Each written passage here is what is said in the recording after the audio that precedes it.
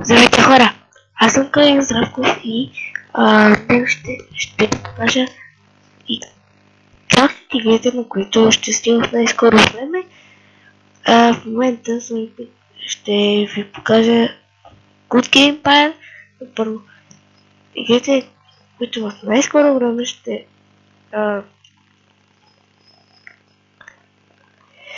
снимам са FIFA 15. Само секунда.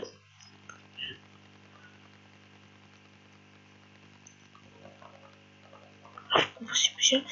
Happy Wheels, Leather Hill, Vertex Hill, Good Game Empire, Clash Royale, Handball, Case Opener, First Touch Soccer и Call of Duty 2. И мисии ще използваме и онлайн ще играем. И сега да поиграем малко на Good Game Empire. Нямам храна. Нямам никаква храна. Даже сега ще ви покажа. Ето вижте 5. Опа.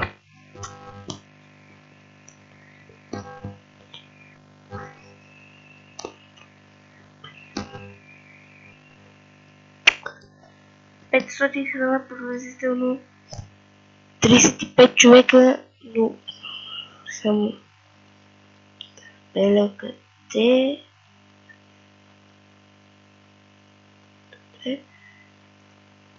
Но вижте, тук имам още 20 човека, които могат да излекувам. Но това ще стане, ще го направя, като и вече имам храна. Ето ги моите герои. Най-силният ми е стратег. Епичен шлем на стрелец има, което увеличава бойната му сила на войниците ви за далечен бой с 12%. Увеличава скоростта на пътуването на армията с 7%. Увеличава придобиването точки слава с 6%. Епичното оръжие на обсъдителя намалява защита на вражеската стена с 15%. Намалява защита на вражеската порта с 6%. Увеличава шанса за намиране на добро оборудване.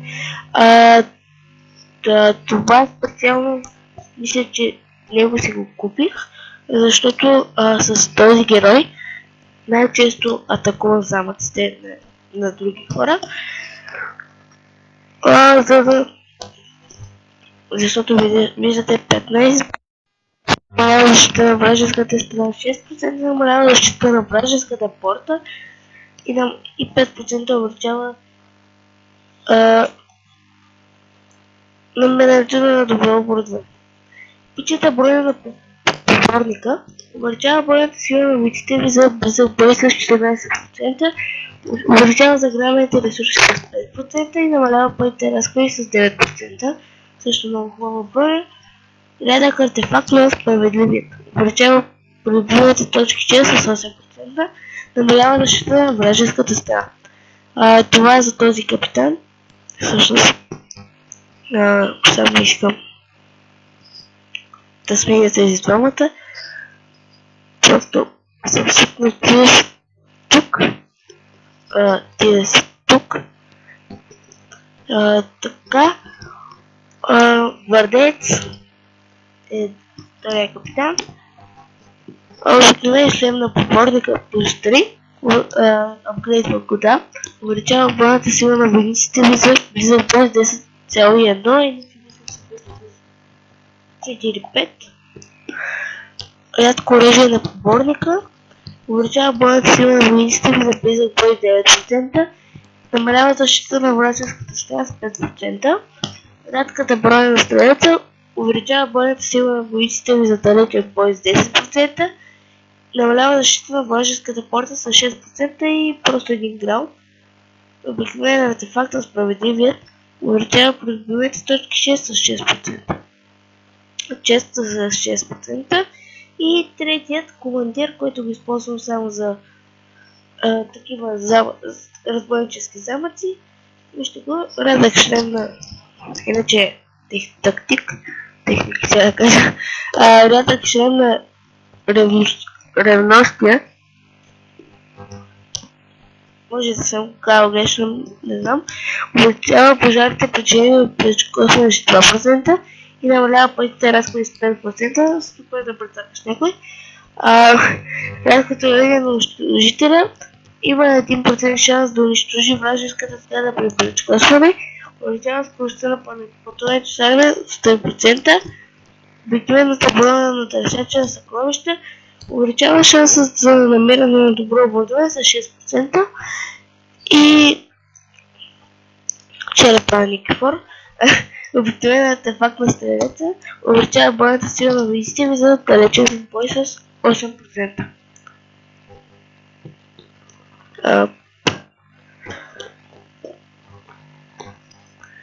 Това там беше PS9. Скоро ще снимаме клип след малко на Headball.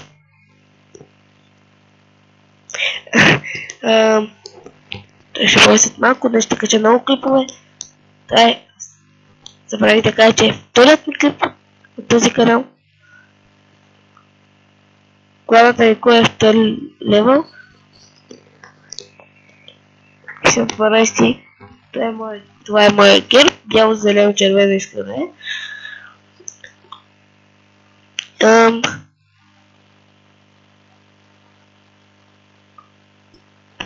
Пожари. Ами, мисля да завършим епизода с една победа на този отбранически замък. Така, за 3 минути ще стигне. През това време да ви покажа в кой клан съм. Помолих за храна. Не получих отговор, но аз го написах в 10:40, така че съюза се казва Радар. Ние сме съюз на Дявол 2. Техните приятели са и наши приятели. Съюзът ни изпълнява сенчеста персона. Не се крадат, нападат, ама просто на играчи в съюзи. Не се крадат и села. Не се саботират и нападат авани и играчи в съюза, като села, паметници и лаборатории на други играчи.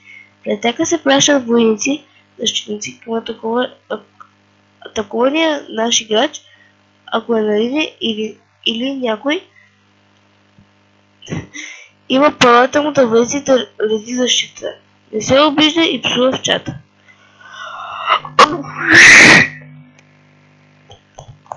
Добре, това е чата. Бразър. Тук съм най-долу, мисля. Да видим. Всъщност пред мене влезе някой. Всъщност аз съм доста. Значи ние сме 23 от 23, 1, 2, 3, 4, 5, 6, минус 23, 17, много съм добър математик. На 17 място съм в клана, не съм толкова назад. Да говоря си го.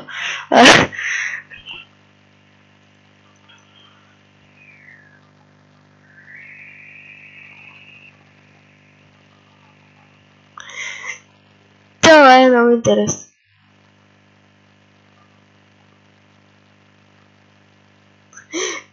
Но виждате, от всичко има в клана, нали, дарено. Има много дърва, много плавани, много пари. Всъщност това са моите. Само да... Така, вижте, почти 3 милиона дърва, почти 3 милиона камък, 7 милиона и 100 хиляди злато, 115 хиляди представителства на месенджер. Все пак тук ще ми излезе.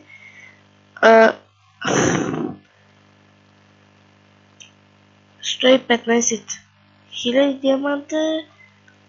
Ами да видим сега колко остава на...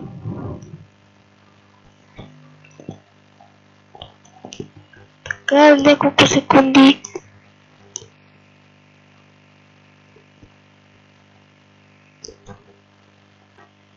Добре, победихме. Без жертви. Също взехме и хубаво. Да, това оръжие е хубаво. 55 глава. От най-важните неща. И това беше. Аз бях Токрок. До нови срещи!